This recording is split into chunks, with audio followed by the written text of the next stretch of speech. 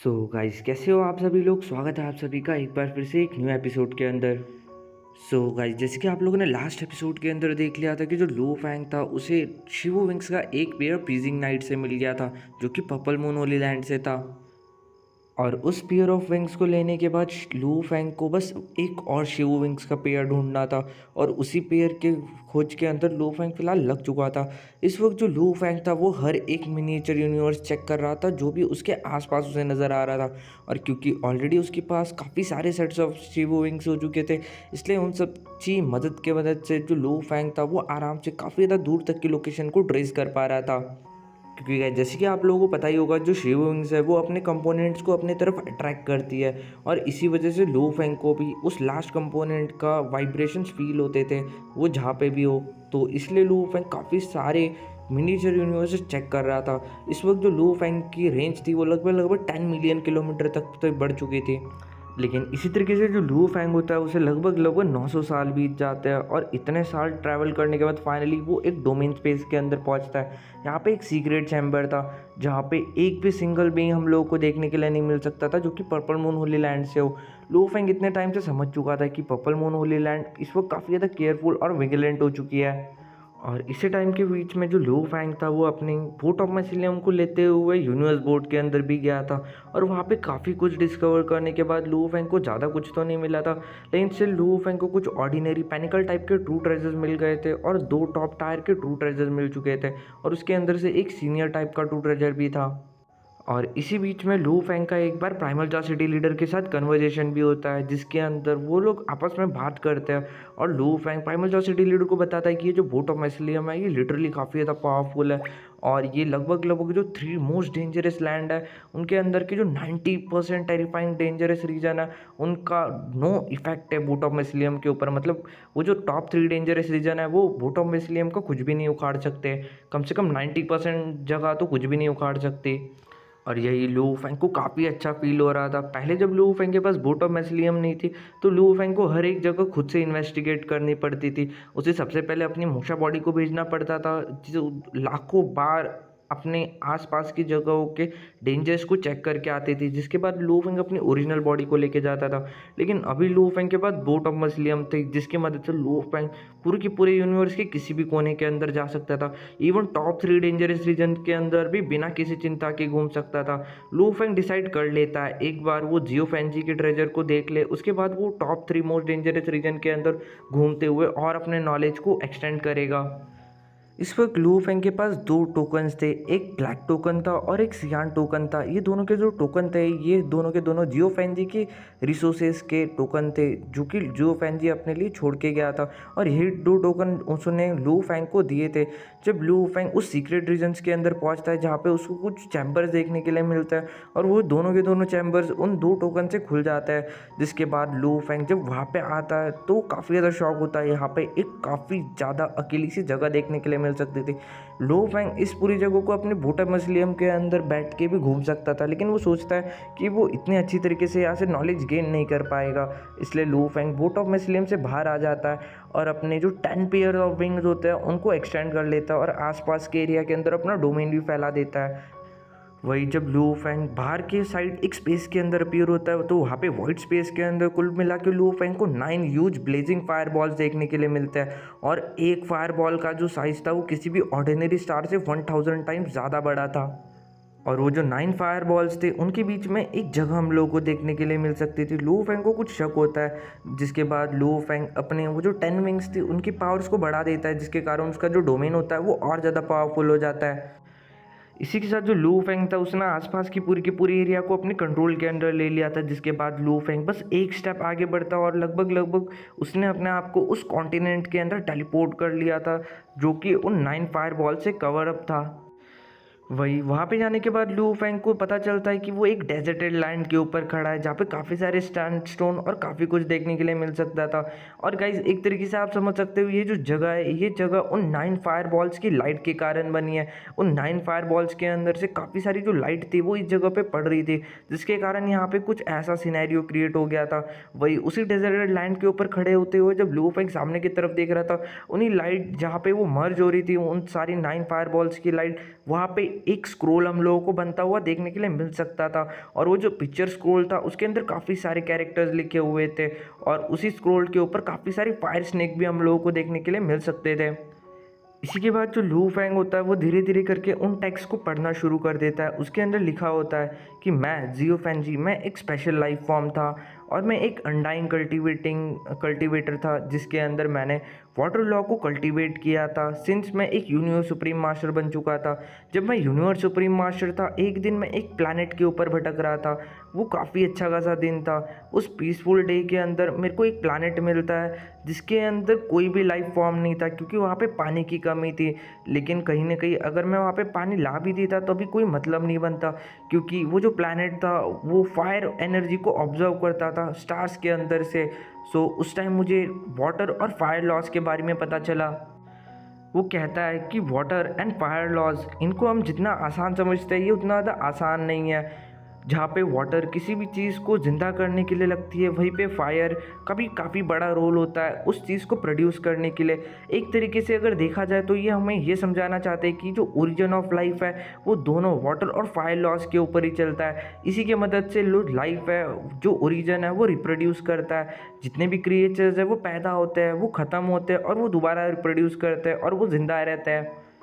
इन सारी चीज़ों को समझने के बाद मैंने खुद स्टडीज़ की, और उसके बाद मैंने खुद की अपनी एक नई बुक लिखी, या फिर मैंने खुद का अपना एक नया नॉलेज क्रिएट किया जिसको मैंने लॉस्ट नॉलेज नाम से भी कहा। और इसके अंदर मैंने वाटर एंड फायर लॉस के ओरिजिन के बारे में लिखा था।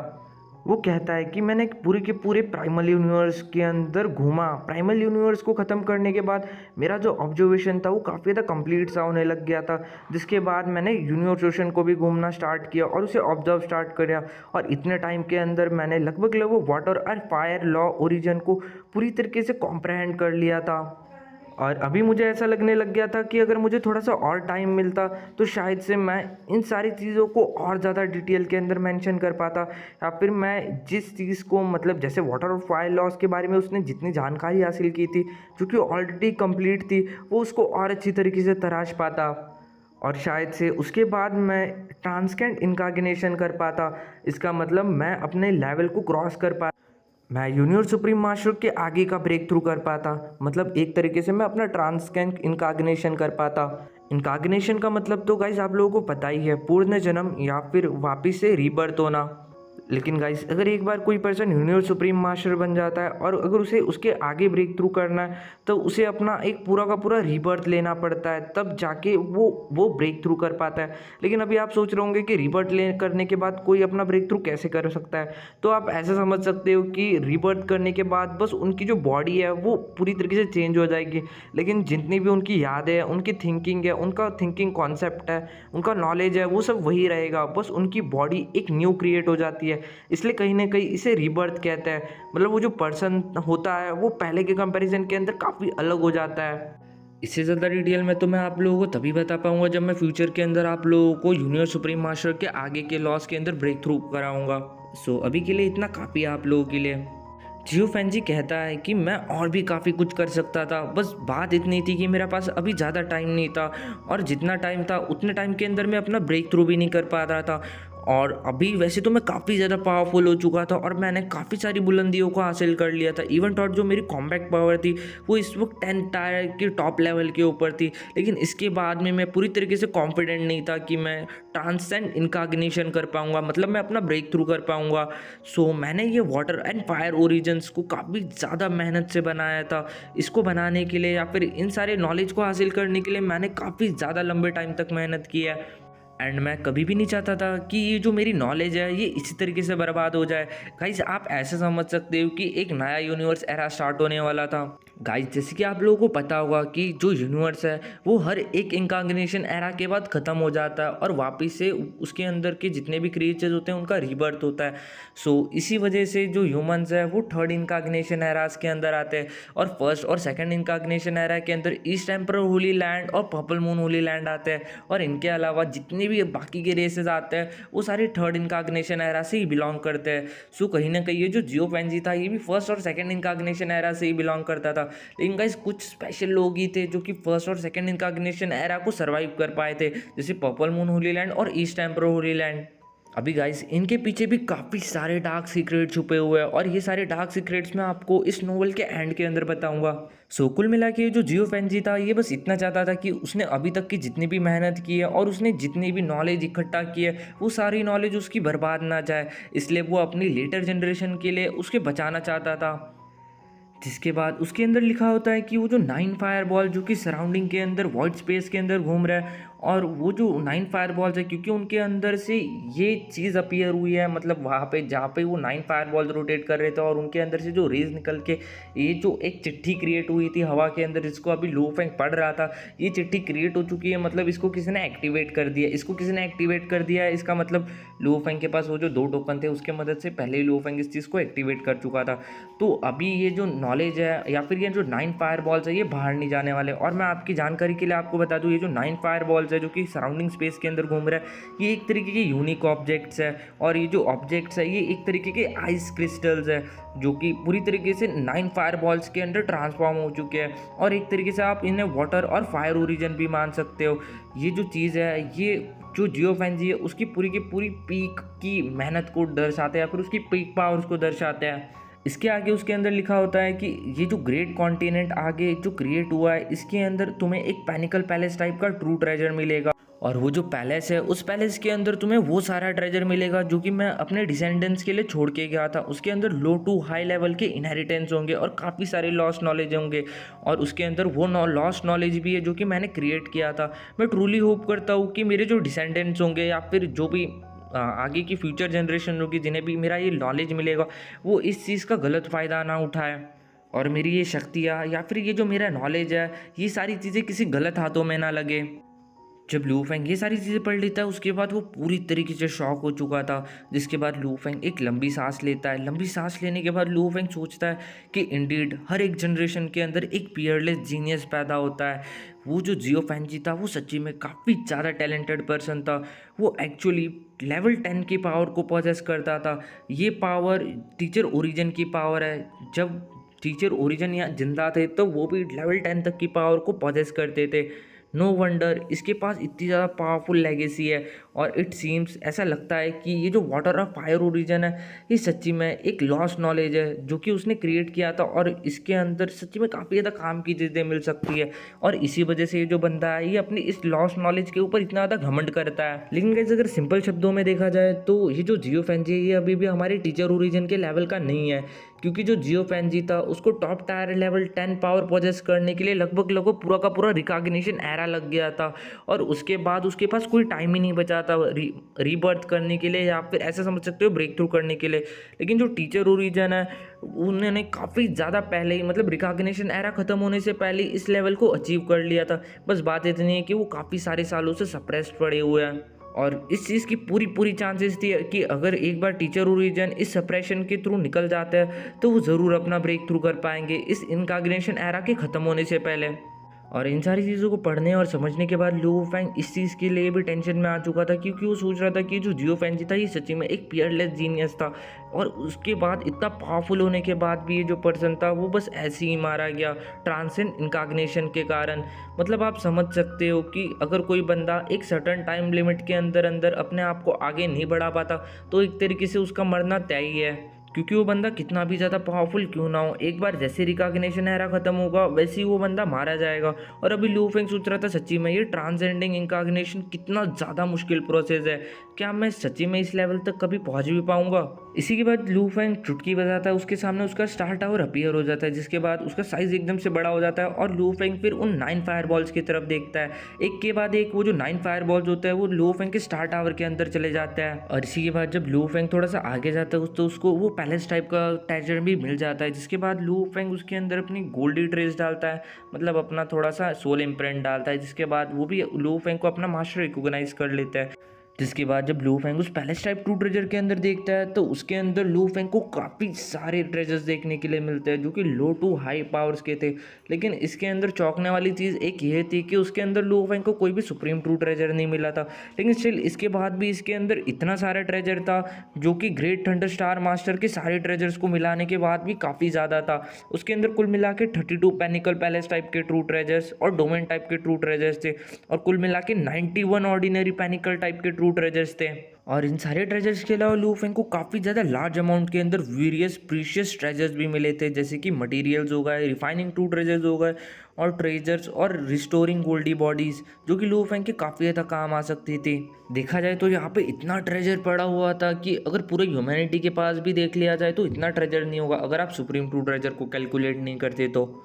लू फेंग सोचता है कि जियो फैंजी की कॉम्बैट पावर इतनी ज़्यादा पावरफुल थी, और उसी के साथ साथ जो जियो फैंजी था वो खुद भी इतना ज़्यादा पावरफुल था, लेकिन उसके बाद भी इस बंदे की कोई भी रेस नहीं थी। उसके पास इतना सारा ट्रेजर था लेकिन कोई काम का नहीं, क्योंकि जो जियो फैंजी था वो पूरी तरीके से ऑब्सेस्ड हो चुका था वाटर और फायर लॉस के लिए, और वो पूरे दिन रात पागलों की तरह पूरी अपनी उसने ज़िंदगी इन्हीं चीज़ों को स्टडी करने के लिए बिता दी। लेकिन स्टिल इन सारी चीज़ों को सोचने के और समझने के बाद लू फेंग सोचा चलो छोड़ो जाने दो, यहाँ पे जितना भी ट्रेजर है ये काफ़ी ज़्यादा है, और इन सारे ट्रेजर से मिला के मैं अपने जो शिवू विंग्स है, मतलब जो वाइट कलर के विंग्स है जो कि लू फेंग को विंग वर्ड से मिले थे, उसके ऊपर अभी भी थोड़ी सी चोटें बाकी थी, और उन सारी इंजरीज को लू फेंग आराम से रिपेयर कर सकता था इन सारे ट्रेजर्स की मदद से। इसलिए लू फेंग काफ़ी ज़्यादा खुश था। और उन सारी चीज़ों को देखने के बाद जो लू फेंग होता है उसकी एक बार नज़र उन वाटर और फायर लॉस के ओरिजिन के ऊपर भी जाती है, जिसके बाद लू फेंग सोचता है कि चलो एक बार इस चीज़ को भी देख लिया जाए। आखिर इसी चीज़ के ऊपर उस जियो फैंजी को काफ़ी ज़्यादा घमंड था। जब लू फेंग इस नॉलेज को रीड करता है तो वो लिटरली काफ़ी ज़्यादा शॉक रहता है, क्योंकि जो वाटर और फायर लॉस का ओरिजिन की जो मिस्ट्रीज थी या फिर जो भी नॉलेज था वो इतना ज़्यादा हाई रैंक का और इतना ज़्यादा कोर इनहेरिटेंस था कि आप इसे डुआंगडोंग रिवर के जो लू फेंग के पास इनहेरिटेंस है उसके सबसे ज़्यादा कोर इनहेरिटेंस के अंदर भी रख सकते हो। मतलब आप सोच सकते हो कि ये किस लेवल का नॉलेज था। जो लोग अभी इन सारी चीज़ों को काफ़ी ज़्यादा बोरिंग समझ रहे होंगे उन लोगों के लिए बता दूँ कि ये जो वेपन्स और ट्रेजर्स है ये कुछ भी नहीं है। ये जो सबसे ज़्यादा ये जो इनहेरिटेंस है, इन इनहेरिटेंस के अंदर सबसे ज़्यादा नॉलेज ही इंक्लूडेड होता है। और याद रखना इसी नॉलेज के कारण काफ़ी सारी लड़ाई हुई थी, और रिसेंट लड़ाई देख लो जिसके अंदर जब लू फेंग के पास डोंगडोंग रिवर का इनहेरिटेंस था उसके लिए लिटरली काफ़ी सारे रेसर्स ने लू फेंग के ऊपर अटैक कर दिया था, और इस वक्त लू फेंग को उसी टाइप का कुछ कोर इनहेरिटेंस नॉलेज मिल गया था। और ये जो लॉज होते हैं इनके बारे में जहाँ तक कि लू फेंग पढ़ता है, इनको पढ़ने के बाद लू फेंग को समझ आता है कि इन सब चीज़ों के थ्रू जो लू फेंग है वो अपने आप के ऊपर एक तरीके से अपने खुद का एक मिनिएचर यूनिवर्स बना सकता है। और ये जो मिनिएचर यूनिवर्स होगा ये लू फेंग की बॉडी के अंदर ही होगा, और जब ज़रूरत पड़ेगी या फिर जब वॉर की स्थिति होगी और जब लू फेंग अपनी जो सराउंडिंग बॉडी है उसके थ्रू इस मिनिएचर यूनिवर्स को क्रिएट करता है, तो इस मिनिएचर यूनिवर्स के अंदर जितनी भी एनिमीज़ लोकेट होंगे वो उन सारे लोगों की ज़िंदगी एक तरीके से लू फेंग के हाथों के अंदर होगी। लू फेंग डिसाइड करेगा कि उन्हें मारना है कि उन्हें ज़िंदा रखना है। एक तरीके से आप इस चीज़ को एक डोमेन की तरह समझ सकते हो, या फिर डोमेन से 10 गुना ज़्यादा पावरफुल। लू फेंग काफ़ी कुछ पढ़ने के बाद सोचता है कि कितनी ज़्यादा शेम की बात है, एक पियरलेस जीनियस इस तरीके से मर गया। वो बेचारा इंसान पूरी ज़िंदगी भर बस मेहनत करते हुए रह गया, और एट द एंड वो अपने लास्ट स्टेप पे जाके अटक गया। इवन थॉट जो जियो फैंजी था उसने बस मोस्ट बेसिक लॉस को ही पढ़ा था वाटर एंड फायर ओरिजिन के। अगर वो एक्चुअली इसको पूरी तरीके से कॉम्प्रहेंड कर लेता, या फिर वैसे तो उसने कम्प्लीटली कॉम्प्रहेंड कर लिया था, लेकिन अगर वो उससे भी ज़्यादा और अच्छी तरीके से कॉम्प्रहेंड कर पाता तो शायद से वो ट्रांसकेंड इनकॉग्निशन कर पाता। लू फेंग एक चीज़ तो समझ चुका था कि अगर वो किसी एक या फिर किसी सर्टन लॉस के ऊपर ध्यान देता है तो डेफिनेटली इस सारी चीज़ों से पास होने के जो चांसेस है वो काफ़ी ज़्यादा कम है। फिर चाहे जियो फैंजी ने तो इतना ज़्यादा लंबा टाइम लगा दिया था, लगभग 3 यूनिवर्स एराज उसने लगा लिए थे, लेकिन उसके बाद भी वो फेल हो गया। मतलब जियो फैंजी ने भी एक यूनिक पाथ लू फेंग को दिया तो था ट्रैवल करने के लिए, लेकिन वो जो यूनिक पाथ था वो लू फेंग को इतना कुछ अच्छा नहीं लगता। लू फेंग सोचता है कि लू फेंग को पहले से क्लियर था कि जब वो एक ट्रू गॉड बन जाएगा तो सबसे पहले वाटर और फायर ओरिजिन्स को बस अपनी मदद के लिए इस्तेमाल करेगा ताकि वो ट्रांसकेंड इनकॉग्निशन कर सके। बाकी वो इन सब चीज़ों को स्टडी नहीं करने वाला, क्योंकि जो लू फेंग को डोंगडोंग रिवर का इनहेरिटेंस मिला था उसके थ्रू लू फेंग को ये तो समझ आ चुका था कि उसको ट्रू गॉड बनने के बाद अपना गोल्डी पावर पाथ को ही फॉलो करना है। एक बार जब वो ट्रू गॉड बन जाएगा उसी के बाद वो बाकी के जितने भी 10 बेसिक लॉज जैसे कि gold, wood, water, fire, mud, light, water, thunder, wind, space, इन सारी चीज़ों को वो यूज़ करते हुए अपना एक वॉइड स्पेस कंडेंस करेगा। और इन्हीं सब चीज़ों के अंदर शायद से ये जो वाटर और ओरिजिन फायर लॉज है ये भी उसकी थोड़ी बहुत मदद कर दे। और अगर शायद से जियो फैंजी बस फायर और वाटर लॉस के अलावा बाकी सब चीज़ों के ऊपर भी ध्यान देता तो शायद से उसको इतनी ज़्यादा मुश्किलें नहीं आती, और शायद से वो अपना ब्रेक थ्रू भी कर लेता। जब लू फेंग यहाँ से काफ़ी सारा ट्रेजर कलेक्ट कर रहा था, उसी वक्त सेम टाइम जो लू फेंग का माइंड था वो वर्चुअल यूनिवर्स के अंदर भी था। और वर्चुअल यूनिवर्स से लू फेंग ने प्राइमल चार्सिटी लीडर को ये सारी सरप्राइजेस के बारे में बता दिया था। उसने बता दिया था कि उसे काफ़ी ज़्यादा ट्रेजर मिला है जो कि जियो फैंजी का इनहेरिटेंस है। वो कहता है उसके अंदर कुल मिला के 32 पैनिकल टाइप के पैलेस टाइप के ट्रू ट्रेजर्स है और 91 ऑर्डिनरी पैनिकल ट्रू ट्रेजर्स है। जब प्राइमल चार्सिटी लीडर ये सारी चीज़ें सुनता है तो काफ़ी ज़्यादा शॉक हो जाता है। वो सोचता है इतना सारा ट्रेजर तो हम लोग को इवन थंडरस्टॉर्म स्टार के अंदर से भी नहीं मिला था। साथ ही साथ लू फैंग प्राइमल चार्सिटी लीडर को ये भी बताता है कि जो जियो फैंजी था वो टॉप टायर लेवल 10 के ऊपर था। और साथ ही साथ उसने वो सारे वैल्यूएबल्स इसलिए छोड़े ताकि वो अपने इनहेरिटेंस को स्प्रेड कर सके। वो कहता है कि उसके जो वाटर और फायर लॉज का जो लॉस्ट नॉलेज है वो सच्ची में काफ़ी ज़्यादा काम की चीज़ हो सकती है, क्योंकि अभी हमारे ह्यूमैनिटी के अंदर काफ़ी सारे लोग ऐसे हैं जो कि अभी तक यूनिवर्स मास्टर नहीं बने। तो मे बी ये जो वाटर और फायर लॉज के बेसिक लॉज है ये शायद से हो सकता है कि उनको यूनिवर्स मास्टर बनने तक हेल्प करे। इवन टू अगर कोई पर्सन इन लोगों को फुली कॉम्प्रहेंड करता है तो वो आराम से यूनिवर्स सुप्रीम मास्टर के पीक तक आराम से जा सकता है। प्राइमल चार्सिटी लीडर बोलता है कि तुम सही कह रहे हो, इसके थ्रू हमारे जो ह्यूमन यूनिवर्स है इसके अंदर और भी सारे ह्यूमन यूनिवर्स मास्टर पैदा होंगे।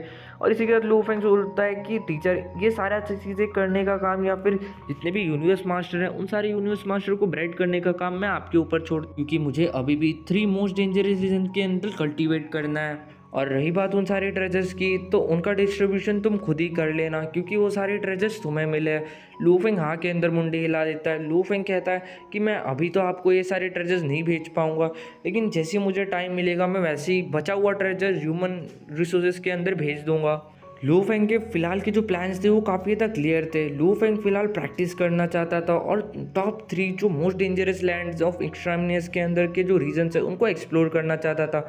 और रही बात उन वैल्यूएबल्स की, तो कुछ वैल्यूएबल्स को वो खुद इस्तेमाल करता है, मतलब अपनी बाकी की बॉडीज़ के अंदर से कुछ खास खास वैल्यूएबल्स चूज़ करके उनको दे देता है। कुछ वैल्यूएबल्स वो अपनी रेस के लिए रखता है, कुछ वैल्यूएबल्स वो अपने लोगों के लिए रखता है जैसे कि ह्यूमंस के लिए जो कि अर्थलिंग्स है।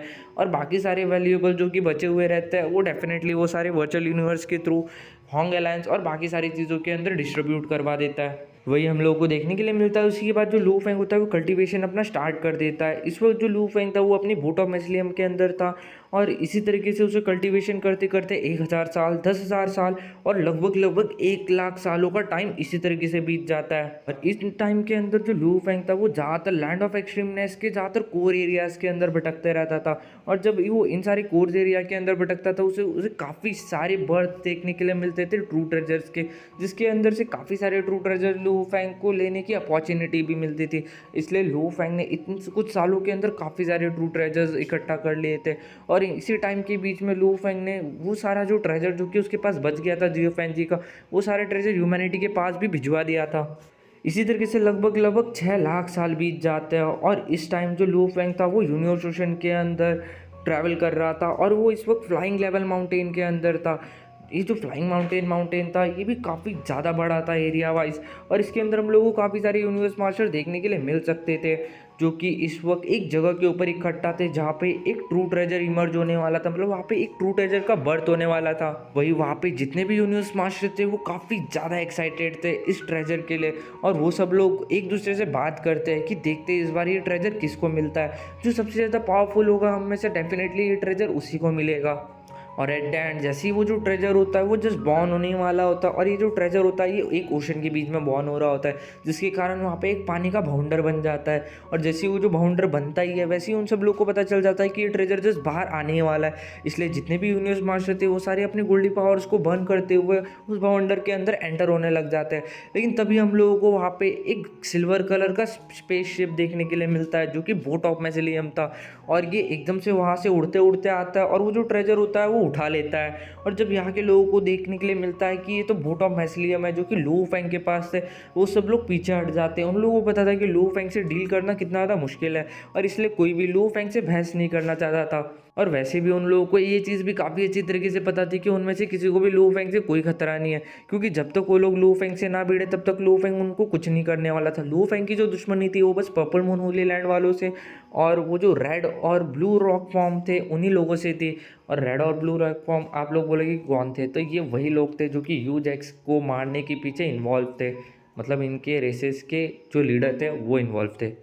जिसके अंदर से थंडर स्टार मास्टर को तो लू फेंग मार चुका था, लेकिन अभी भी बाकी के 2 लोग बचे हुए थे। सो उन्हीं 2 लोगों के रेसेस के लोगों को भी लू फेंग जिंदा नहीं छोड़ता था। वो जब भी उन लोगों को देखता था वो उन लोगों को एक तो कैप्चर कर लेता था, और कैप्चर करने के बाद वो उनको मारता था, टॉर्चर करता था या क्या करता था उस चीज़ के बारे में तो डेफिनेटली किसी को भी नहीं पता था। गाइस मैं आप लोगों को बता दूं कि यहाँ पे ये जो ट्रेजर का सीन था, यहाँ पे हम लोगों को एक यूनिवर्स मास्टर देखने के लिए मिल सकता था। और ये जो यूनिवर्स मास्टर था इसका नाम था यू यान मास्टर। और ये जो यू यान मास्टर था, यूनान master purple moon Holi land से था। इसलिए जब लू फेंग यहाँ से ट्रेजर लेते हुए जा रहा था, तब लू फेंग इस लू लैंड मास्टर को भी कैप्चर कर लेता है अपने स्टार टावर के अंदर। और लू फेंग के लिए ये सारी चीज़ें करना मतलब बच्चों का खेल था। जब लू फेंग लू लैंड मास्टर को कैप्चर करता है तो वो जाते जाते कहता है कि मुझे माफ़ करना, मैं बस यहाँ से गुजर रहा था तो मुझे ये ट्रेजर दिख गया, तो मैं इसे गुजरते गुजरते लेके जा रहा हूँ। मुझे पता है कि इन सब चीज़ों से आप में से किसी को कोई प्रॉब्लम नहीं होगी, और साथ ही साथ ये लू लैंड मास्टर भी मेरे लिए काफ़ी अच्छा खिलौना है, तो मैं इसे भी लेके जा रहा हूँ। वही जब लू लैंड मास्टर को लू फेंग कैप्चर कर रहा था तो वो बस कुत्ते की तरह चिल्लाया जा रहा था कि तुम्हें पर्पल मून होली लैंड नहीं छोड़ेगा, हमारे एंसेस्टर तुम्हारे साथ पक्का बदला लेंगे, तुम्हारे साथ ये होगा, तुम्हारे साथ वो होगा। और इसी तरीके से लू फेंग उसको स्टार टावर के अंदर कैप्चर कर लेता है, जिसके बाद लू फेंग उस लू लैंड मास्टर के साथ हम लोग को स्टार टावर के अंदर देखने के लिए मिलता है। उसी के साथ लू फेंग लू लैंड मास्टर की तरफ देखते हुए कहता है कि देखो तुम्हारे साथ मेरी कोई दुश्मनी नहीं है, और ये बात नहीं है कि मैं तुम्हें मारना नहीं चाहता या फिर मैं तुम्हें बचाना नहीं चाहता, बस दिक्कत ये है ना कि तुम्हारे जो एंसेस्टर है ना वो खुद तुम्हें नहीं बचाना चाहते। वैसे तो मैं तुम्हें मारना नहीं चाहता था, लेकिन तुम्हारे जब एंसेस्टर खुद तुम्हें नहीं बचाना चाहते तो उसमें मैं भी कुछ नहीं कर सकता। इन सारी चीज़ों के लिए तुम्हें मुझे ब्लेम नहीं करना चाहिए। और जो लू फेंग था वो कभी भी इन सारे यूनिवर्स मास्टर को नहीं मारता था जो कि पर्पल मून होली लैंड से मिलते थे, क्योंकि लू फेंग को पता था इन लोगों के पास उनकी दूसरी बॉडी भी होगी। और एक सीन ये भी था कि पर्पल मून होली लैंड के अंदर इन सारे छोटे मोटे यूनिवर्स मास्टर्स को मार के तो कोई मतलब नहीं बनने वाला था, क्योंकि पर्पल मून होली लैंड एक होली यूनिवर्स था जिसके अंदर काफ़ी सारे टेक्निक्स और मेथड ऐसे थे जिसके थ्रू आराम से वहाँ पे आए दिन यूनिवर्स मास्टर नए नए कल्टीवेट होते रहते थे। तो इन सारे लोगों को मार के कोई मतलब नहीं बनता था, तो इसलिए लू फेंग इन सारे लोगों को कैप्चर करके रखता था। और इन फ्यूचर वो सोचता था कि अगर कभी मौका मिले तो इन सब के थ्रू वो पर्पल मून होली लैंड वालों को थोड़ी सी लालच दे सकता है, या फिर एक तरीके से समझ लो लू फेंग इन सब लोगों को किडनैप करके रखता था, और वो सोचता था इन फ्यूचर वो इन सब लोगों को ब्लैकमेल करने के लिए इस्तेमाल कर सकता है। वही लू लैंड मास्टर से बात करते वक्त जो लू लैंड मास्टर होता है वो लू फेंग को ये बताता है कि हमारे जो एंसेस्टर है उन्हें काफ़ी अच्छे से पता है कि तुम्हें वो लास्ट पेयर ऑफ विंग्स चाहिए जो कि हमारे पर्पल मून होली लैंड के अंदर है, और चाहे कुछ भी हो जाए हमारे जो एंसेस्टर है वो विंग्स तुम्हें कभी भी नहीं मिलने देंगे। गाइज ये चीज़ मैंने आप लोगों को ऑलरेडी पिछले एपिसोड के अंदर ही बता दी थी कि जो लास्ट पेयर ऑफ शिवो विंग्स है वो पर्पल मून होली लैंड के अंदर है, और यही सबसे बड़ा रीज़न भी था कि इसी के वजह से जो लू फेंग था वो उन विंग्स की खोज छोड़ते हुए अपनी बाकी की चीज़ों के ऊपर लग चुका था, और वो जियो फेंजी के रिसोर्सेज और बाकी सारी चीज़ों के पीछे पड़ चुका था, क्योंकि लू फेंग को पता था कि डेफिनेटली वो इस वक्त पर्पल मून होली लैंड के अंदर नहीं जा सकता। गाइज आखिर लू फेंग कितना भी ज़्यादा पावरफुल क्यों ना हो, लेकिन अगर पर्पल मून होली लैंड के एंसेस्टर की बात की जाए तो लू फेंग शायद से उतना पावरफुल नहीं है। और मैं अगर आपको एक सीक्रेट इन्फॉर्मेशन लीक करके बता दूं तो मैं आपको बता दूं कि जो पर्पल मून होली लैंड के यूनिवर्स मास्टर है या फिर जो एंसेस्टर है वो इतने ज़्यादा पावरफुल है, इतने ज़्यादा पावरफुल है कि इवन थॉट लू फेंग इस पूरी की पूरी यूनिवर्स का सबसे ज़्यादा पावरफुल पर्सन भी बन जाएगा ना, उसके बाद भी वो ईस्ट एम्पर होली लैंड और पर्पल मून होली लैंड के एंसेस्टर को कभी नहीं हरा सकता। फिलहाल इस नोवेल के अंदर तो बिल्कुल भी नहीं। अगर लू फेंग उन लोगों को हराना चाहता है तो डेफिनेटली इसके लिए राइटर को दूसरी नोवेल लिखनी पड़ेगी, और डेफिनेटली राइटर ने लिखी भी है, लेकिन वो अभी मैं आपको बाद में बताऊंगा। इसी के साथ लू फेंग कहता है कि देखो तुम्हारे एंसेस्टर मुझे वो विंग्स दे या ना दे ये मेरे लिए कोई ज़्यादा बड़ी बात नहीं है, क्योंकि मेरे पास ऑलरेडी बाकी सारे पेयर्स है शिवो विंग्स के। सो मेरे को नहीं लगता कि वो लास्ट पेयर मिलने के बाद मेरे पावर्स के अंदर कोई इतना बड़ा समझौता होने वाला है या फिर इतना बड़ा कोई चेंज होने वाला है। तभी जो लू लैंड मास्टर होता है वो लू फेंग की तरफ देखता है और कहता है कि खुद को झूठी दिलासा देना बंद करो। वो जो पेयर ऑफ विंग है वो लास्ट पेयर ऑफ विंग्स एक काफ़ी ज़्यादा पावरफुल कंपोनेंट है, और जो तुम्हारी शिवो विंग्स है वो एशियंट सिविलाइजेशन से बिलोंग करते हैं। सो तुम्हें पता भी नहीं है कि वो कितने ज़्यादा पावरफुल है। एक्चुअली लू फेंग इन सारी चीज़ों से बस और ज़्यादा अपने शिवो विंग्स के इन्फॉर्मेशन निकालना चाहता था, और लू फेंग डेफिनेटली जानता था कि जिन 4 यूनिवर्स मास्टर्स को लू फेंग ने पकड़ा था जो कि पर्पल मून होली लैंड से थे, इन चारों को भी अगर लू फेंग देता है पर्पल मून होली लैंड वालों को, फिर भी पर्पल मून होली लैंड वाले कभी भी उसको लास्ट पेयर ऑफ विंग कभी नहीं देंगे। इसलिए लू फेंग ने एक चीज़ डिसाइड कर ली थी कि वो इसी तरीके से पर्पल मून वंडरलैंड वाले के यूनिवर्स मास्टर को कैप्चर करते रहेगा, उन्हें उन्हें इसी तरीके से थ्रेटन करता रहेगा, मतलब उन्हें धमकी देता रहेगा। और एट द एंड लू फेंग को पता था कि पर्पल मून वंडरलैंड वालों के साथ वो चाहे कुछ भी कर दे, वो लास्ट पेयर ऑफ विंग्स कभी नहीं मिलने देंगे। लेकिन लू फेंग को भी इतनी ज़्यादा जल्दी नहीं थी इन सब चीज़ों की, क्योंकि ऑलरेडी जो लू फेंग के पास शिवो विंग्स थे वो अभी तक उसकी थर्ड एंग्री विंग्स को ट्रिगर नहीं कर पाया था। तो अभी तक जो विंग्स लू फेंग के पास ऑलरेडी थे उन्हीं को लू फेंग पूरी तरीके से यूटिलाइज करना नहीं सीखा था। तो लू फेंग सोचता है इन सब चीज़ों के बारे में वो फ्यूचर के अंदर सोचेगा। इसी तरीके से टाइम बीतता रहता है और लगभग 90% जो यूनिवर्स मास्टर होते हैं पर्पल मून वंडरलैंड के, वो वापस से पर्पल मून वंडरलैंड के अंदर लौट जाते हैं। और कुछ जो होते हैं वो अभी भी घूम रहे होते हैं बाहर। वो काफ़ी ज़्यादा घमंडी टाइप के थे और उन्हें लू फेंग से कोई मतलब नहीं था। उनके पास एक तरीके से पूरी तरीके से अपर्णता थी, अमरता मतलब एटर्नल लाइफ। सो उन्हें कोई भी डर नहीं था ज़िंदगी और मौत का। सो लू फेंग से आने वाला प्रेशर, मतलब जिस तरीके से लू फेंग पर्पल मून वंडरलैंड वाले यूनिवर्स मास्टर को पकड़ रहा था, ये सारा डर बस उन्हें हल्का फुल्का सहमाता था। उसके अलावा उन्हें घंटा भी फर्क नहीं पड़ता था कि लू फेंग उन्हें पकड़ भी ले तो। मतलब आप ही लोग सोच सकते हो कि ज़्यादा से ज़्यादा क्या ही हो जाएगा, लू फेंग उन्हें पकड़ लेगा और कैप्चर करके रख लेगा। और वैसे भी उन लोगों की भी ज़िंदगी एक तरीके की एक सीमित ज़िंदगी थी और उनको पता था कि जल्दी इनका इग्निशन एरा ख़त्म हो जाएगा, तो वो वैसे भी मरने वाला है। सो अगर पकड़ लिया नहीं पकड़ा बात एक ही होता है। तो मरने से पहले तो अपनी ज़िंदगी ये लोग खुल के जी सके। वही इसी टाइम के अंदर हम लोगों को सीन चेंज होता है और एक दूसरा सीन दिखाया जाता है, जहाँ पे एक ह्यूमन शेप टाइप का मिनिएचर यूनिवर्स जो होता है या फिर पता नहीं क्या चीज़ होती है, ये जो चीज़ होती है ये लगभग millions of time fast travel कर रही थी लाइट के स्पीड से। और ये काफ़ी ज़्यादा तेज़ी से ट्रैवल कर रही थी और इसे ट्रैवल करते करते लगभग 10 साल बीत जाते हैं, फिर 100 साल बीत जाता है, 1000 साल बीत जाते हैं, 1000 साल मिल जाते हैं, 10,000, 1,00,000 साल और लगभग मिलियंस ऑफ ईयर से ये इसी तरीके से ट्रैवल करता रहता है। और ये फाइनली यूनिवर्स ओशन के अंदर पहुंच जाता है। जब ये यूनिवर्स ओशन के अंदर पहुंचता है तो इसे ऑलरेडी 8 मिलियन ईयर्स बीत चुके होते हैं। वही इसी टाइम जो लू फेंग था वो काफ़ी ज़्यादा अच्छी तरीके से प्रैक्टिस कर रहा था। वो लगभग 8 मिलियन ईयर से प्रैक्टिस कर रहा था, नॉट कंक्लूडिंग। वैसे तो देखा जाए तो उसे बस 2 लाख साल का टाइम ही हुआ था, लेकिन जो 8 मिलियन ईयर्स का टाइम था ये उसको टाइम एक्सेलरेशन के अंदर हुआ था। आपको बताया था कि जो लू फेंग की एक बॉडी है वो हमेशा टाइम एक्सेलरेशन के अंदर चलती रहती है।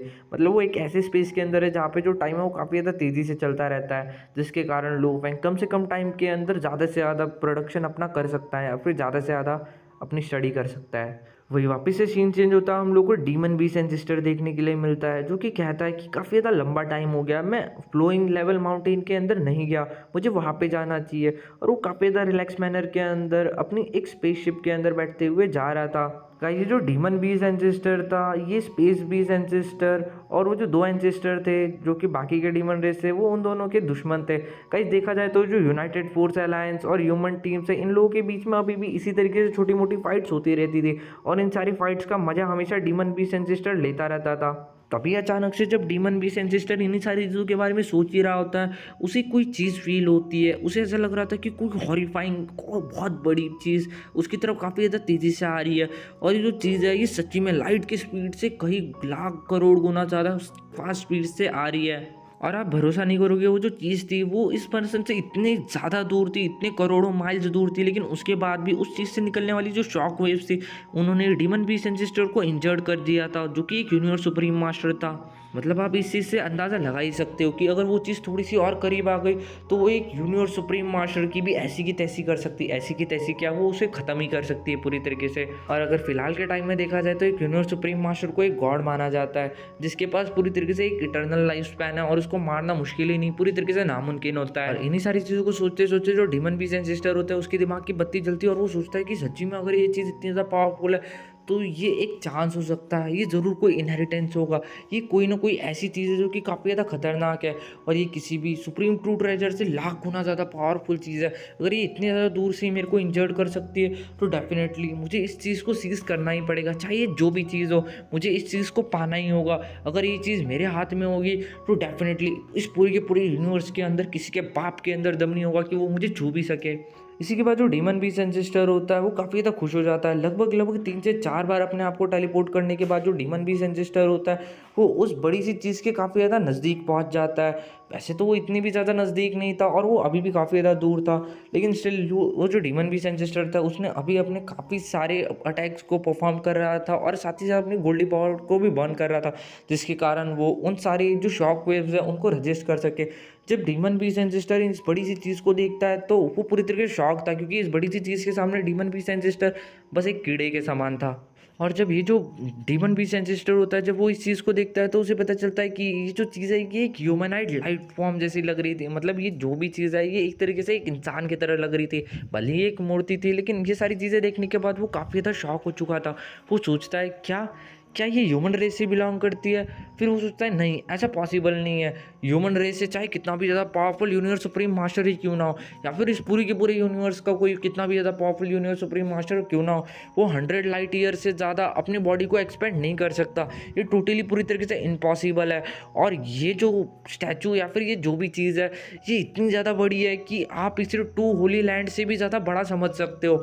मतलब ऑलरेडी इसकी साइज़ बहुत ही ज़्यादा मैसिव है और इतनी ज़्यादा मैसिव साइज़ ऑक्यूपाई करना पूरी तरीके से इम्पॉसिबल था। तो इस चीज़ से ये एक अंदाज़ा ये लगा लेता है कि ये जो भी चीज़ है ये एक तरीके से लाइफलेस ऑब्जेक्ट है, मतलब इसके अंदर कोई भी लाइफ नहीं है। और इसी के साथ ये एक अंदाज़ा लगा लेता है मे बी ये कोई दूसरी यूनिवर्स बोर्ड तो नहीं है। गाइस, आप लोगों को टॉप 3 पावरफुल और सबसे ज़्यादा डेंजरस चीज़ों के बारे में तो पता होगा यूनिवर्स के अंदर, जो कि लैंड ऑफ एक्सट्रीमनेस है। वो सोचता है क्या ये कोई चौथी नई जगह है जो कि लैंड ऑफ एक्सट्रीमनेस के अंदर ऐड होने वाली है, या फिर ये टॉप 4 मोस्ट डेंजरस लैंड है जो कि फ्यूचर के अंदर इंट्रोड्यूस होने वाली है। इन सारी चीज़ों के बारे में सोचते सोचते जो डीमन बीस्ट मास्टर होता है उसकी सांस अटक चुकी थी। कुल मिला के चाहे कुछ भी हो, लेकिन वो सोचता है कि अभी तक किसी और पर्सन को इस चीज़ के बारे में नहीं पता चला है, तो मुझे इस अपॉर्चुनिटी का पूरा पूरा फ़ायदा उठाना चाहिए। जितना जल्दी हो सके मुझे इस चीज़ को ग्रैब आउट कर लेना चाहिए। और इसी के साथ गाइस हम लोगों को देखने के लिए मिलता है जो डीमन बीस्ट एंसेस्टर होता है वो अपने डोमेन टाइप ट्रू ट्रेजर्स का इस्तेमाल करता है ताकि वो इसकी स्पीड स्लो कर सके या फिर इसके डायरेक्शन को चेंज कर सके। लेकिन इसके साथ कोई घंटा भी फ़र्क नहीं पड़ता, क्योंकि मैंने आज के आप लोगों को पहले ही बता दिया, डीमन बीस्ट एंसेस्टर इस ह्यूमनाइड जो भी स्ट्रक्चर है इसके सामने बस एक कीड़े के बराबर में, मतलब आप इसका साइज़ समझ सकते हो। और पूरे के पूरे अपने डोमेन पावर को पूरी फुल पोटेंशियल के अंदर यूज़ करने के बाद भी वो घंटा कुछ नहीं उखाड़ पाता। और वो डायरेक्टली अपने ट्रू ट्रेजर से या फिर सुप्रीम ट्रू ट्रेजर से इसलिए उसके ऊपर अटैक नहीं कर रहा था क्योंकि उसके अंदर से निकलने वाला जो रिपेल फोर्स होता है वो इतना ज़्यादा पावरफुल हो सकता था कि वो डीमन बीस्ट एंसेस्टर को काफ़ी ज़्यादा बुरी तरीके से इंजर्ड कर सकता था। लेकिन जब काफ़ी कुछ करने के बाद कुछ भी नहीं होता तो उसके पास लास्ट ऑप्शन ये हो जाता है कि वो ये जो ह्यूमनाइड लाइफ फॉर्म होता है या फिर नॉन लाइफ फॉर्म होता है, इसको वो एक कोने से बॉम्बार्ड करना स्टार्ट कर देता है। मतलब इसके एक सर्टन दिशा से इसके ऊपर अटैक करना स्टार्ट कर देता है। लेकिन इसके जितने भी अटैक्स थे वो उस चीज़ के ऊपर हिट तो कर देते, लेकिन उससे वो 1 सेंटीमीटर भी इधर से उधर नहीं रहता था।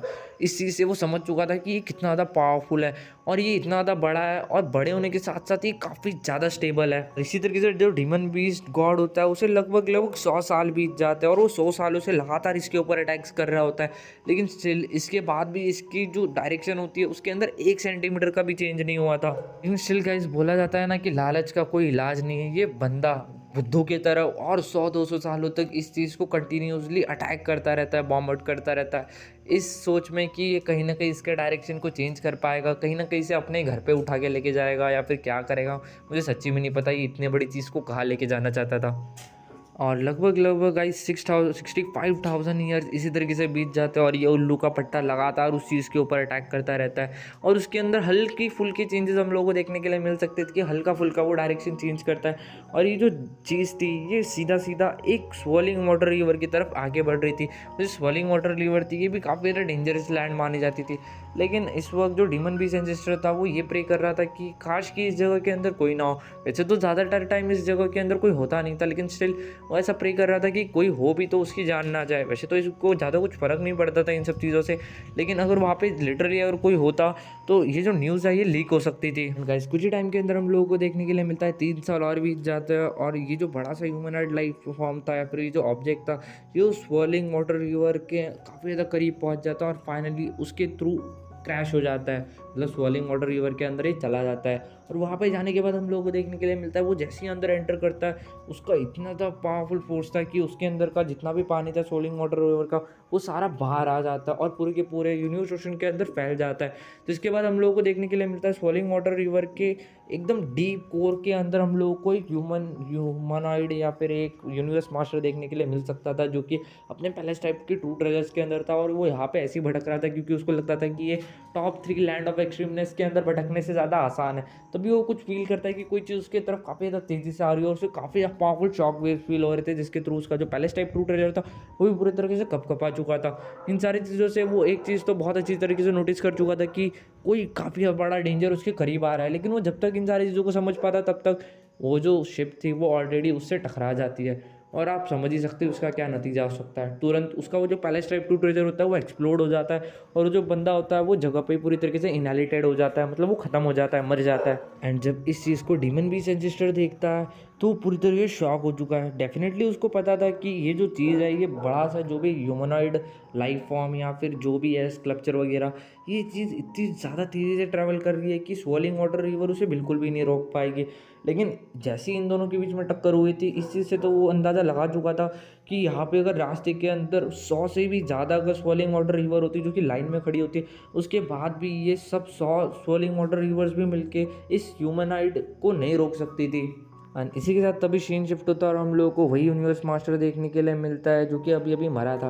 एक्चुअली ये जो यूनिवर्स मास्टर था इसके पास मल्टीपल बॉडीज़ थी, तो ये अपने टीचर से जाके रिपोर्ट करता है कि उसके साथ क्या क्या चीज़ें हुई थी। वो बताता है कि वो जब स्वॉलिंग वाटर रिवर के अंदर था, अचानक से उसकी जो शिप थी वो काफ़ी ज़्यादा तेज़ी से ट्रैवल करने लग गई और ऐसा इतना ज़्यादा पावरफुल फोर्स आया कि वो इवन सोच भी नहीं सकता था। उससे पहले उसका जो शिप था वो पूरी तरीके से पैलेस टाइप टूट से एक्सप्लोड कर गया और एक्सप्लोड करने के बाद वो भी ख़त्म हो गया। और ये सारी चीज़ें सुनने के बाद उसके जो टीचर थे वो पूरी तरीके से शॉक हो चुके थे। वो कहते कि ऐसे कैसे हो सकता है करके, कि इवन पैलेस टाइप का जो ट्रू ट्रेजर, जो कि सुप्रीम ट्रू ट्रेजर से बस थोड़ा सा कमज़ोर था, वो इतने आसानी से कैसे टूट सकता है। मतलब वो लिटरली एक्सप्लोड कर गया और वो भी बस वेव से एक्सप्लोड कर गया। इस चीज़ से उसने अंदाज़ा लगा लिया था कि स्वॉलिंग वाटर रिवर के अंदर ज़रूर कोई ना कोई चीज़ है जो कि काफ़ी ज़्यादा पावरफुल है। गाइज आई नो आप लोगों के लिए मे बी ये सारी चीज़ें थोड़ी सी बोरिंग हो रही होगी क्योंकि ये सारी चीज़ें मे बी आप सुन चुके होंगे कहीं ना कहीं से। लेकिन गाइज जैसे कि आप लोगों को पता होगा, स्वॉलो स्टार को एक्सप्लेन करने के लिए कोई और दूसरा चैनल नहीं है यूट्यूब के ऊपर। तो डेफिनेटली अगर कोई नया बंदा देखना चाहेगा तो वो मेरे चैनल पे आएगा, तो डेफिनेटली उसे कुछ डिटेल्स के अंदर वीडियो ज़रूर मिलनी चाहिए, जो भी डिटेल्स वो चाहे। क्योंकि गाइज ये जो स्टोरीज़ होती है इसके अंदर जो डिटेल्स होते हैं वही काफ़ी ज़्यादा मायने रखते हैं। बस अगर आपको मैं स्टोरी बता दूँ तो वो तो 5 मिनट में मैं आपको पूरी की पूरी स्वॉलो स्टार की स्टोरी ख़त्म करके बता सकता हूँ। लेकिन स्टिल आप लोग ये सारी चीज़ें सुनते हैं क्योंकि आपको डिटेल्स वगैरह और ये सारी चीज़ें सुननी होती है, समझनी होती है, जाननी होती है। तो डेफ़िनेटली मैं ये सारी चीज़ें डिटेल के अंदर ही कवर करूँगा आराम आराम से। सो होप करता हूँ कि आप इस सभी लोग इन सारी चीज़ों से कोऑपरेट करोगे। और वैसे भी ये नोवेल ज़्यादा लंबी चलने नहीं वाली, तो ज़्यादा आप लोगों को टेंशन लेने की ज़रूरत नहीं है। बस 4-5 दिन और रुक जाओ। इसी के बाद गाइस हम लोगों को देखने के लिए मिलता है कि ये जो फर्स्ट ट्रू मास्टर होता है, जो कि अभी अभी बीइंग मरा था, उसका जो टीचर होता है उसी का नाम फर्स्ट ट्रू मास्टर है, जो कि जब स्वॉलिंग वाटर रिवर के अंदर जाता है तो काफ़ी ज़्यादा शॉक था। इसके साथ और 2-3 यूनिवर्स मास्टर हम लोग को देखने के लिए मिल सकते थे। ये जब लोग देखते तो ये पूरी तरीके से शॉक थे। इवन थॉट इन्होंने सोचा था कि वहाँ पे कुछ ना कुछ गड़बड़ हुई होगी, लेकिन जब वो लोग वहाँ पे देखते तो पूरा का पूरा स्वॉलिंग वाटर रिवर पूरी तरीके से डिस्ट्रॉयड हो चुका था। और वो जानते थे कि ये जो चीज़ है ये कोई साधारण चीज़ से नहीं हो सकता, क्योंकि डेफिनेटली जो स्वॉलिंग वाटर रिवोल्यूशन है वो यूनिवर्स ओशन के अंदर आता था। और यूनिवर्स ओशन की किसी पार्ट को डिस्ट्रॉय करना मतलब पूरी की पूरी यूनिवर्स के अगर सारे के सारे पावरफुल बींग्स भी आ जाएंगे और वो एक साथ मिलकर अटैक करेंगे फिर भी ये पूरी तरीके से इम्पॉसिबल था। सो यहाँ पे ज़रूर कोई ना कोई बहुत बड़ी मिस्ट्री है इन सब चीज़ों के पीछे। भाई इस चीज़ के बारे में सोचते हुए जो फर्स्ट रूम मास्टर होता है वो यही सोचता है मे बी ये एक अपॉर्चुनिटी हो सकती है। ये एक अपॉर्चुनिटी है जिसके कारण हम सर्वाइव कर सके, हम इस ट्रांसलेशन को सर्वाइव कर सके और ये हमारे पास एक ज़िंदा रहने का एक नया मौका है। सो वो सोचता है कि इससे शायद से वो अपनी रेस को ज़िंदा रख पाए। तभी हम लोग को एक दूसरा पर्सन देखने के लिए मिलता है, फिर एक दूसरा क्रिएचर देखने के लिए मिलता है जो कि एक आंख वाला राक्षस था। वो फर्स्ट रूमास्टर की तरफ देखता है और कहता है कि इवन स्पेस एंड टाइम्स को रिवर्स करने के बाद भी मैं ये नहीं देख पा रहा कि वो जो ऑब्जेक्ट था वो आखिर क्या था, क्योंकि मैं इवन स्पेस एंड टाइम को पूरी तरीके से रिवर्स भी नहीं कर पा रहा। लेकिन इन सब चीज़ों से मैं बस एक चीज़ बता सकता हूँ कि वो जो ऑब्जेक्ट है वो एक सर्टन डायरेक्शन के अंदर गया है और वो कौन से डायरेक्शन के अंदर गया है वही चीज़ उन लोगों को पता चल पाती है। गाइस ये जो फर्स्ट ट्रू मास्टर था ये डिवाइन आई ट्रू मास्टर भी कहलाया जाता था। तो ये काफ़ी ज़्यादा प्रोफिशिएंट था किसी भी चीज़ की तहकीकात करने के लिए। तो कुछ टाइम तक उड़ने के बाद या फिर कुछ सालों तक उड़ने के बाद डेफिनेटली इसको पता चल जाता है और हर एक चीज़ थोड़ी देर करके रिवील होना स्टार्ट हो जाती है। जब फर्स्ट ट्रू मास्टर सारी की सारी डिटेल्स निकालता है तो उसे पता चलता है वो जो ह्यूमन शेप क्रिएचर है वो लगभग 160 मिलियन लाइट ईयर्स टॉल है। और रही बात वो 120 million time faster light speed से चल रहा है इस वक्त। वही डिवाइन आई मास्टर को वहाँ पे डीमन बीस्ट एंसेस्टर भी देखने के लिए मिलता है। चलो डिवाइन आई मास्टर को घंटा भी फर्क नहीं पड़ता था डीमन बीस्ट एंसेस्टर से, क्योंकि डीमन बीस्ट एंसेस्टर के पास कोई भी सुप्रीम ट्रू ट्रेजर नहीं था और डेफिनेटली इस बंदे से बात भी नहीं करना चाहता था। लेकिन जो डीमन बीस्ट एंसेस्टर होता है वो कहता है इस चीज़ के बारे में सबसे पहले मुझे पता चला था और अभी अगर तुम्हें पता चल ही चुका है तो मुझे लगता है हमें इस अपॉर्चुनिटी का पूरा पूरा फ़ायदा उठाना चाहिए करके। और इन सारी चीज़ों के बारे में किसी और को बताने की कोई ज़रूरत नहीं है, हम साथ में मिलके इस पूरी अपॉर्चुनिटी का पूरा पूरा फ़ायदा उठाएंगे। और वैसे भी गाइस जो डिवाइन मास्टर था इसके पास 2 सुप्रीम ट्रू ट्रेजर्स थे, तो डेफिनेटली ये 3 से 4 गुना ज़्यादा पावरफुल है डीमन बीस्ट एंसेस्टर से। ऐसे तो इन सारी चीज़ों को सुनने के बाद फर्स्ट ट्रू मास्टर को ऐसा मन कर रहा था, मतलब जो डिवाइन ट्रू मास्टर था इसको ऐसा मन कर रहा था कि ये डीमन बीस्ट एंसेस्टर को मार दे और यहाँ से ये किस्सा ही खत्म कर दे और ये पूरा का पूरा ट्रेजर खुद ही रख ले। लेकिन ये जानता था कि जो डीमन बीस्ट मास्टर है इसके बाद इसका कोई ना कोई दूसरा अवतार ज़रूर होगा जो कि मरने के बाद डेफिनेटली इस न्यूज़ को स्प्रेड कर देगा। इसलिए वो फिलहाल हाँ के अंदर मुंडी हिला लेता है और इस एग्रीमेंट के लिए हाँ मान लेता है। इसी के साथ हम लोगों को देखने के लिए मिलता है अगले 3000 साल इसी तरीके से बीत जाते हैं और ये 2 उल्लू के पट्टे एक साथ मिलकर काफ़ी ज़्यादा कोशिश करते हैं इस चीज़ की डायरेक्शन चेंज करने के लिए। लेकिन ये जो मैसी ऑब्जेक्ट होता है ये अभी भी उतनी ज़्यादा तेज़ी से उड़ रहा था और इसके ऊपर थोड़ा सा भी कोई फ़र्क नहीं पड़ा था। और जैसे जैसे टाइम बीत रहा था और 3-4 उल्लू के पट्टे और इनके साथ ज्वाइन हो चुके थे और ऐसे ही टाइम बीतते बीतते 18 टोटल ग्रेट बींग्स आ चुके थे जो कि अभी इस वक्त यहाँ पे कलेक्ट हो चुके थे। वो लोग ज़्यादा क्लोज नहीं आ जा रहे थे इस बड़े से ऑब्जेक्ट के, क्योंकि उनको डेफिनेटली पता था कि इसके अंदर से निकलने वाली जो शॉक वेव्स है वो इतनी ज़्यादा पावरफुल है कि वो इनको आराम से इंजर्ड कर सकती है और अगर वो ज़्यादा क्लोज चले गए तो इनकी ज़िंदगी भी इनके हाथों में नहीं रहेगी। इन फाइनली इतने लोगों के आने के बाद इन लोगों के दिमाग में एक भूसा तो भर चुका था कि ये सब लोग मिलके भी कुछ नहीं उखाड़ सकते।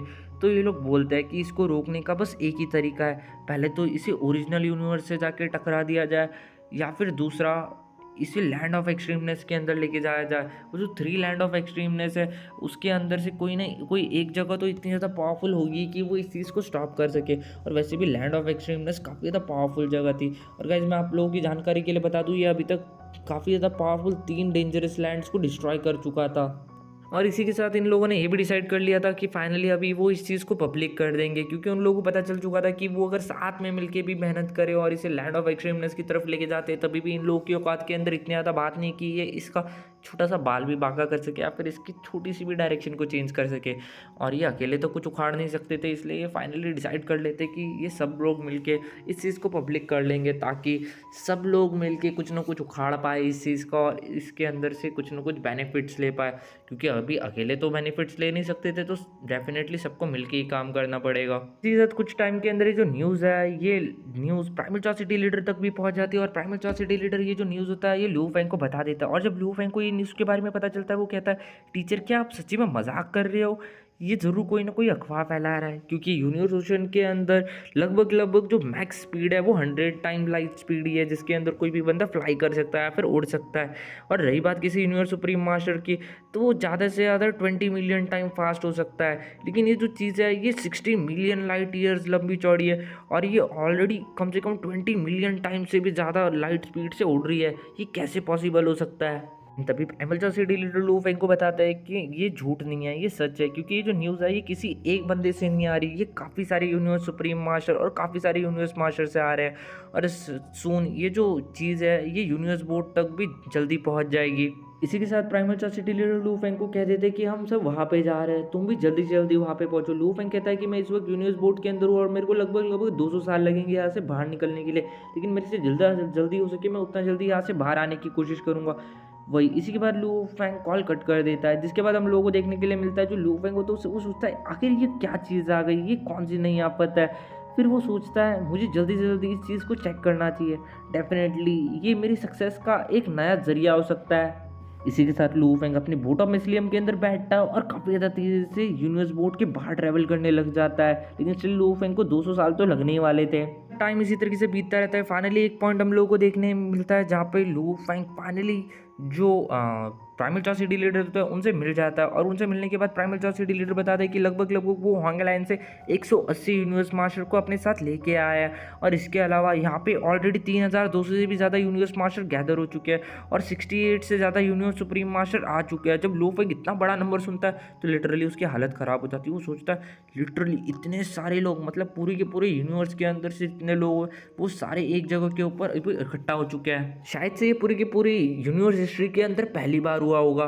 कुछ ही टाइम के अंदर इन सब लोगों को काफ़ी ज़्यादा हॉरिफाइंग शॉक वेव फील होने लग जाती है। उन लोगों को समझ आ जाता है कि वो जो चीज़ है, वो जो जाइंट ऑब्जेक्ट है, वो काफ़ी ज़्यादा तेज़ी से इन लोगों की तरफ आ रहा है। ये जो इनविजिबल शॉक वेव्स थे, इन्हीं से इनको रजिस्ट करने के लिए काफ़ी ज़्यादा मुश्किलें आ रही थी।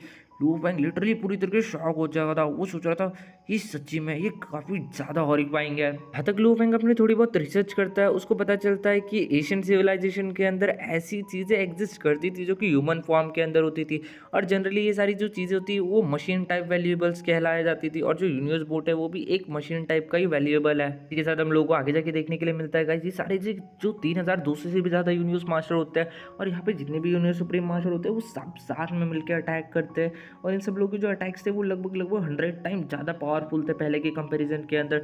सो इनके वजह से थोड़े मोड़े चेंजेस तो आए थे, और लगभग इन्हें 3 महीने का टाइम लग गया था इसकी डायरेक्शन को चेंज करने के लिए। इसी के साथ ये लोग काफ़ी ज़्यादा डिस्कस करते हैं, और डिस्कस करने के बाद जब इन लोगों को पता चलता है कि इनमें से किसी की भी औकात नहीं है कि वो इस बड़े सी ह्यूमनॉइड ऑब्जेक्ट को रोक सके, तो ये सब लोग डिसाइड कर लेते हैं कि ये जो चीज़ है, इस चीज़ को वो डायरेक्टली यूनिवर्स बोर्ड से क्लैश करा देंगे ताकि ये जो चीज़ है ये रुक जाए, क्योंकि एक यूनिवर्स बोर्ड ही था अभी जो इस चीज़ को रोक सकता था। सो इस चीज़ को यूनिवर्स बोर्ड के डायरेक्शन में करने के लिए इन्हें लगभग इस चीज़ की डायरेक्शन 15 डिग्री से चेंज करनी थी, और आप भरोसा नहीं करोगे, इनको 15 डिग्री से चेंज करने के लिए इस ऑब्जेक्ट को लगभग 3200 साल लग गए। मतलब इतने सारे लोग, मतलब लगभग यहाँ पे हज़ारों की संख्या के अंदर यूनिवर्स मास्टर थे, और सुप्रीम मास्टर भी लगभग 70 से 80 थे, और इतने सारे लोग मिलके भी ये जो इतना बड़ा ह्यूमनॉइड लाइफ फॉर्म है, इसे इनका बस 15 डिग्री इसकी पोजीशन चेंज करने के लिए इन्हें 3200 सालों का टाइम लग गया। और फाइनली काफ़ी सारी कैलकुलेशंस करने के बाद ये जो चीज़ होती है ये एक करेक्ट डायरेक्शन के अंदर आ जाती है, जिसके बाद एक काफ़ी ज़्यादा महान यूनिवर्स सुप्रीम मास्टर बोलता है कि ये जो चीज़ है ये फाइनली एक करेक्ट डायरेक्शन के अंदर जा रही है, और इसे वहाँ पे मतलब यूनिवर्स बोर्ड तक पहुँचने के लिए लगभग 30,000 सालों का टाइम लगेगा। और इसी के साथ सब लोग काफ़ी ज़्यादा खुश थे, क्योंकि उन सब लोगों ने अपने अपने घरों को टूटने से बचा लिया था, अपने अपने मिनिएचर यूनिवर्स को ठुकने से बचा लिया था। से इतनी ज़्यादा मेहनत करने के बाद फाइनली इन लोगों ने इस चीज़ को यूनिवर्स बोर्ड की तरफ कर तो दिया था, लेकिन अभी भी काफ़ी सारे क्वेश्चन ऐसे थे कि क्या यूनिवर्स बोर्ड सच्ची में इस चीज़ को रोक पाएगी, या फिर यूनिवर्स बोर्ड भी बाकी सारे छोटे मोटे डेंजरस लैंड्स की तरफ फटके यहाँ से उधर उड़ जाएगी। वैसे तो यूनिवर्स बोर्ड को one of the most powerful या फिर one of the most dangerous region कहा जाता था, और यूनिवर्स बोर्ड इतने सालों से पड़ी हुई थी वहाँ पे कि इवन एक यूनिवर्स सुप्रीम मास्टर अगर अपनी फुल पोटेंशियल के साथ अटैक करे तभी भी वो उसका एक पतरे को भी हल्का सा वाकड़ा नहीं कर सकता। तो इसी चीज़ से आप जान सकते हो कि यूनिवर्स बोर्ड कितनी ज़्यादा बड़ी है और कितनी ज़्यादा पावरफुल है। तो ये लोग सोचते हैं कि यूनिवर्स बोर्ड चाहे कुछ भी हो जाए, यूनिवर्स बोर्ड तो इसे रोक ही लेगी, और अगर यूनिवर्स बोर्ड भी इसे रोक नहीं पाई तो लिटरली एक कयामत आने वाली है। इसी के साथ काफ़ी सारे लोग यूनिवर्स बोर्ड के काफ़ी ज़्यादा करीब पहुंच चुके थे और उस जाइंट ऑब्जेक्ट का आने का इंतज़ार कर रहे थे, और वो जो जाइंट ऑब्जेक्ट था वो अभी काफ़ी ज़्यादा करीब पहुंच चुका था यूनिवर्स बोर्ड के। मतलब करीब तो नहीं पहुंच सकते थे, लेकिन उसके शॉक वेव्स फील किए जा सकते थे, लेकिन अभी भी उस जाइंट ऑब्जेक्ट को यूनिवर्स बोर्ड से टकराने के लिए कुछ सालों का वक्त लगने वाला था। इसी के साथ गाइस हम लोगों को फाइनली देखने के लिए मिलता है कि काफ़ी सारे होंग अलायंस के लोग, इवन प्राइमल अट्रॉसिटी लीडर और लू फेंग बोट ऑफ मिसलियम के अंदर बैठे हुए थे, और ये लोग काफ़ी ज़्यादा दूर थे यूनिवर्स बोर्ड से, लेकिन स्टिल शॉक वेव्स अभी भी फील की जा सकती थी। लेकिन स्टिल जो बोट ऑफ मिसलियम थी वो अभी काफ़ी ज़्यादा स्टेबल थी, लेकिन बाकी लू फेंग की बोट ऑफ मिसलियम को छोड़ के बाकी के जितने भी रेसेस के लोग थे वो काफ़ी ज़्यादा दूर थे इन सारी चीज़ों के, क्योंकि उनको डेफिनेटली पता था कि उनकी औकात नहीं है करीब जाने की।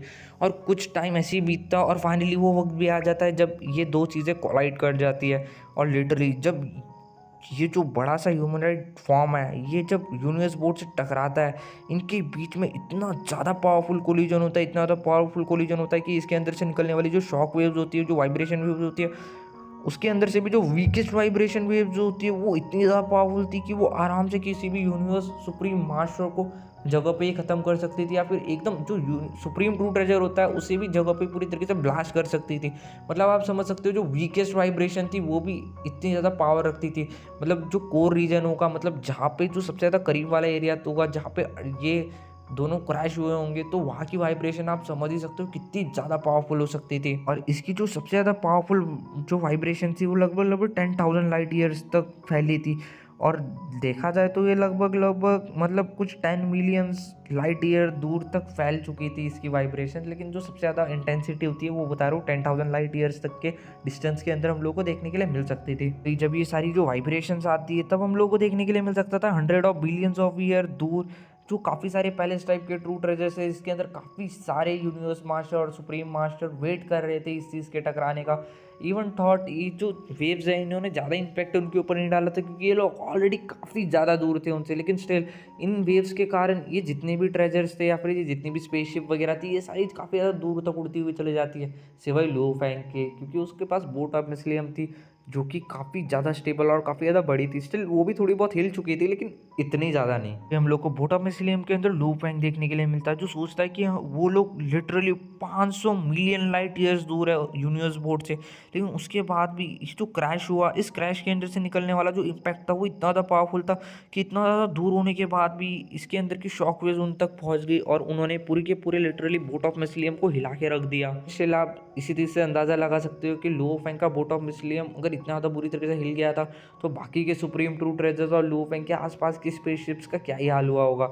वो तो पता नहीं दूर उड़ते हुए कौन से कोने में पहुंच चुके होंगे यूनिवर्स के। इस वक्त तो फिलहाल ये सब लोग आसपास के वातावरण का पहले की तरह नॉर्मल होने का इंतजार कर रहे थे, जिसके बाद ये लोग जाके देख सके कि एक्चुअल में वो जो चीज़ है, वो जो बड़ा सा ह्यूमनाइड लाइफ फॉर्म था, वो रुका होगा या नहीं रुका होगा। लेकिन स्टिल ये सब लोग होप कर रहे थे कि काश कि वो लोग रुक जाए, क्योंकि अगर इसने सच्ची में यूनिवर्स बोर्ड को भी तबाह कर दिया होगा और ये स्टिल अभी भी उसी स्पीड से चल रहा होगा, तो इन लोगों को वापस से 3-4 हज़ार साल लग जाएंगे उसकी डायरेक्शन को चेंज करने के लिए, और वापस से किसी और जगह से टकरवाना पड़ेगा, और फिर से इनकी फालतू की मेहनत इसी तरीके से लगती रहेगी। और गाइस बाद में हम लोगों को देखने के लिए मिलता है लगभग लगभग वो जो ह्यूमनाइड लाइफ फॉर्म था वो यूनिवर्स बोर्ड से 2 बार टकराया था।